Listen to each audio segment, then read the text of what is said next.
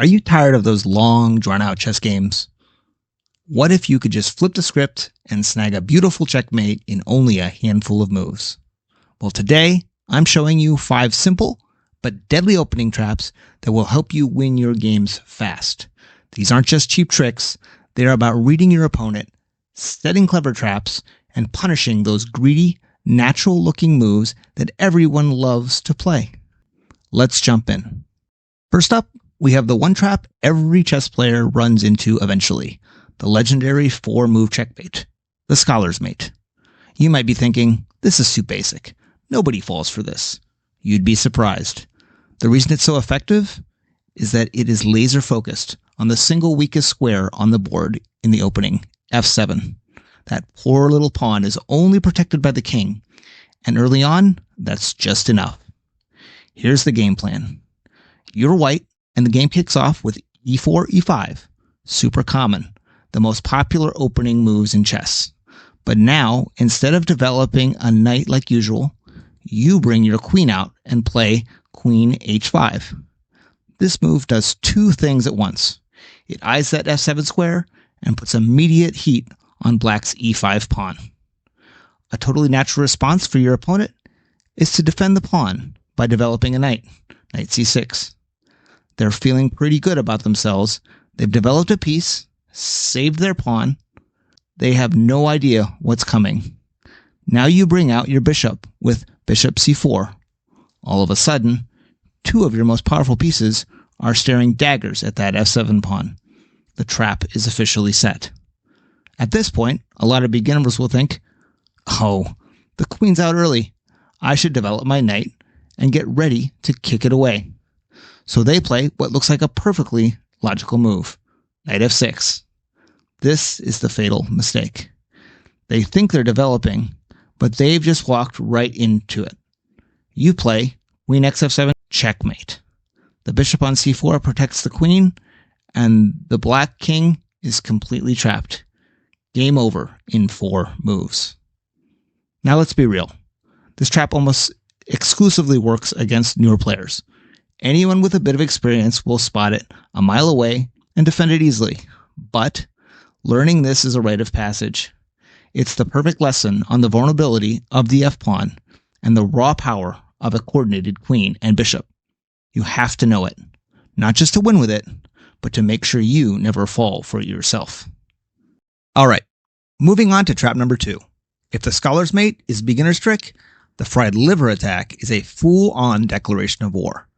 This is for players who love chaos and aren't afraid to sacrifice a piece to unleash a brutal attack.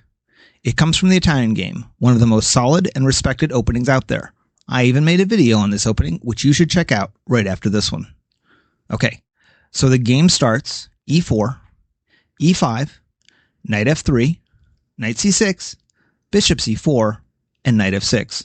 This is the 2 knights defense, a very standard and solid choice for black. But now, instead of the quiet positional move, you're going to lunge forward with knight g5. This move breaks the opening rule, moving the same piece twice, but has a venomous point. You are putting immediate, intense pressure on that weak f7 pawn we just talked about. Your opponent is practically forced to respond with d5 to block your bishop. You capture with exc5, and here's where the real trap is set. The most natural-looking recapture for black is with the knight, knight xd5.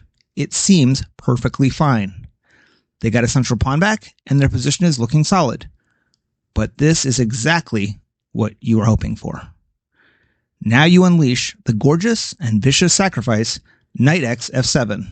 You're giving away a whole knight just to rip through the king's defense. Your opponent has no real choice but to take your knight with their king. Otherwise, they're just down a pawn for nothing. So, king x f7. Their king is now dragged out into the open on f7. You immediately follow it up with queen f3 check, checking the king and attacking the knight on d5 at the same time. The only move that doesn't lose on the spot is king e6. Just look at this position. Black's king is on e6, stranded in the middle of the board, looking absolutely ridiculous. Now, to be totally fair, the game isn't over. A computer might tell you black can still defend, But your opponent isn't a computer. They just walked into a trap and are now facing a terrifying attack. Their king is a sitting duck for your pieces, and one wrong move will lead to a swift and merciless checkmate.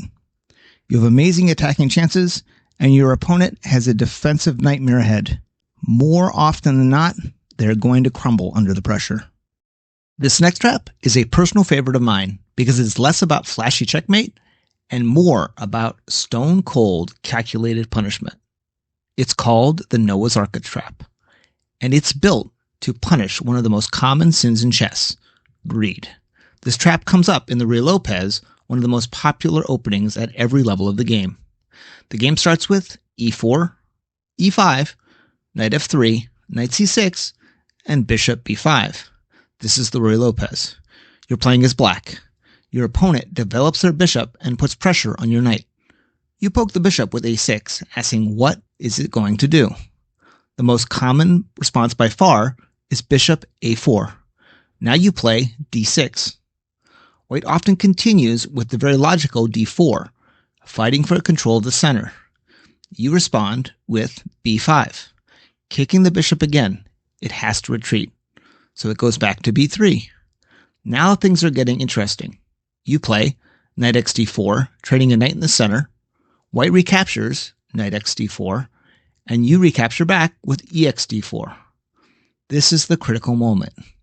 White sees that pawn on d4, and it looks totally free for the taking. The queen can just swoop in and gobble it. And this is where their greed gets the best of them. They play the terrible blunder, queen x d4. They think they just won a free pawn. In reality, they've just lost a piece. You spring the trap with c5. This pawn thrust attacks the queen. The queen has to move, but where can it go? On most squares, you can play c4, and the bishop on b3 is trapped. Your opponent sees this and might try to get clever. They play queen d5, creating a double attack on your rook and threatening your f7 pawn. It looks scary, but you're ready for it. You calmly play bishop e6, defending both threats and attacking the queen again. The queen is forced to move. Let's say to queen c6 check. You just block with your bishop, bishop d7. The queen is attacked again. It shovels back to d5, and now you play the final move that seals the deal, c4. Take a look at the board. The powerful white bishop on b3 is now completely caged in by your pawns. There is no escape. You get the bishop after your opponent's next move. You didn't need flashy mate. You just punished a greedy move to win material. Trap number 4 is a modern monster, a weapon forged in the fires of online blitz and bullet chess. It's the Stafford Gambit, and it's absolutely terrifying to face if you're not prepared. You play this one as black, and it pops up from the Petrov's defense. The game begins e4, e5, knight f3, and knight f6. This is the Petrov. White's most common move is to snatch the pawn on e5 with knight x e5. The main line of the Petrov involves black playing d6, but you're not here to play main lines. You're here to win fast. You play the proactive move, knight c6. You're offering a knight trade and completely ignoring your lost pawn. Most opponents will think, wait, a free pawn and I get to trade knights and simplify? Sounds great. They will happily play knight x c6. You recapture with dx c6. This is the starting position of the Stafford Gambit. You've sacrificed a pawn, but look at what you get for it. Your d-pawn is gone, which means your queen and light-squared bishop are coiled springs ready to jump into the game. The position is electric, and it is incredibly easy for white to go wrong.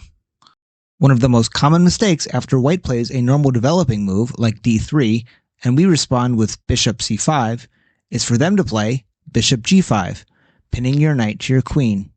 This looks standard, but it's a total disaster. You play the stunning shot, knight x e4. You're offering your queen. Panicked, many opponents will snap it off with bishop x d8, but this is checkmate. You reply with bishop x f2 check, the king is forced to e2, and now you deliver the beautiful final blow. Bishop g4 checkmate. A smothered mate style checkmate right in the middle of the board. And that's just one of the many, many traps in the Stafford Gambit. This opening is crawling with them. It's a risky strategy for sure. Against a very well-prepared opponent, you might just end up down a pawn for nothing. But in the fast-paced world of online chess, where opponents don't have time to think, the Stafford Gambit is an absolute nightmare for white and a fantastic way to score some quick, spectacular wins. Our final trap is one of the most satisfying to pull off. It's called the fishing pole trap, because that's exactly what you're doing. You're casting out a line with some juicy bait and just waiting for your opponent to bite. This trap also shows up in the Ruy Lopez. You're playing black. The game starts e4, e5, knight f3, knight c6, bishop e5, and knight f6. This is the Berlin defense of the Ruy Lopez. White's most common move is to castle. Now, instead of a standard move, you dangle the bait with knight g4.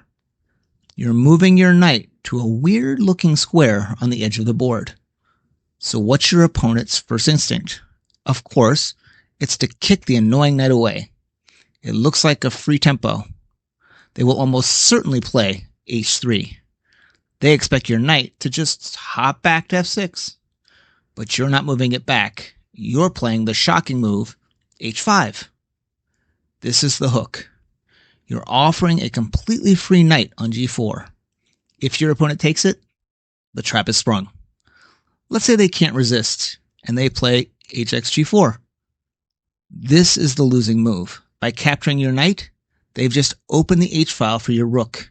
You immediately recapture with hxg4. Suddenly, your rook on h8 is staring down the h-file directly at white's king. White's knight on f3 is under attack. It has to move. Let's say it retreats to e1. Now you bring your queen into the fight with queen h4. Look at this. You are threatening checkmate on h1. And there is almost nothing white can do about it. They can try to create an escape hatch with f3, but then you just play g3 and queen h2 mate. It's a crushing attack that appears out of nowhere. The beauty of the fishing pole is the psychology behind it. You offer a free piece, and your opponent's instincts are screaming at them to take it. But by taking it, they seal their own fate.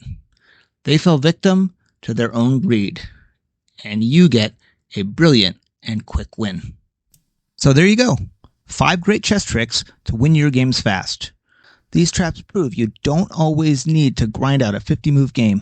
Sometimes all it takes is a little cunning, a good feel for your opponent's psychology, and the guts to set a trap. Now you have the tools to punish common mistakes and create your own luck on the board. Go try them out in your games, and let me know in the comments how they work for you. What's your favorite quick win trap? I'd love to hear about it.